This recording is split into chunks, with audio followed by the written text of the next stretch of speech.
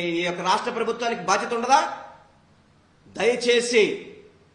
దయచేసి కూటమి నాయకులందరూ కూడా హిందువుల మీద జాగ్రత్తగా ఉండాలి. హిందూ దేవాలయాల మీద ఒళ్ళు జాగ్రత్తగా పెట్టుకొని మీరందరూ కూడా పరిపాలన చెయ్యాలి. గతంలో 2019-24 వరకు జరగనవి జరిగినట్టుగా చూపెట్టిన ఎల్లో మీడియా ఈ రోజేమో ప్రమాదం అంట, తెలియక జరిగిందంట అని చెప్పని కళ్ళబొల్లు కబుర్లు రాస్తున్నారు. ఇవన్నీ దేవుడు గమనిస్తుంటాడు, తప్పకుండా దేవుడు గమనిస్తాడు.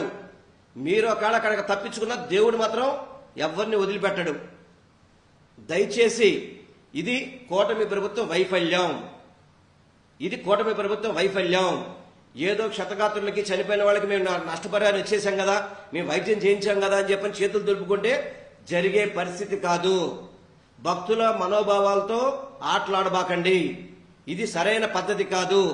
కూటమి ప్రభుత్వం పూర్తిగా ఫెయిల్ అయిందని చెప్పడానికి తిరుమల తిరుపతి దేవస్థానంలో జరిగిన ఘటన కానివ్వండి, సింహాచలంలో జరిగిన ఘటన కానివ్వండి, శ్రీకుర్మంలో జరిగిన ఘటన కానివ్వండి, ఇతర దేవాలయాల్లో జరుగుతున్న ఘటనలే సాక్షాత్కారం.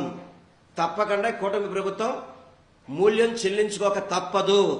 ఇప్పటికైనా కానీ జాగ్రత్త వహించి పరిపాలన చేయాలని చెప్పని నేను కూటమి ప్రభుత్వాన్ని హెచ్చరిస్తున్నాను మీ ద్వారా.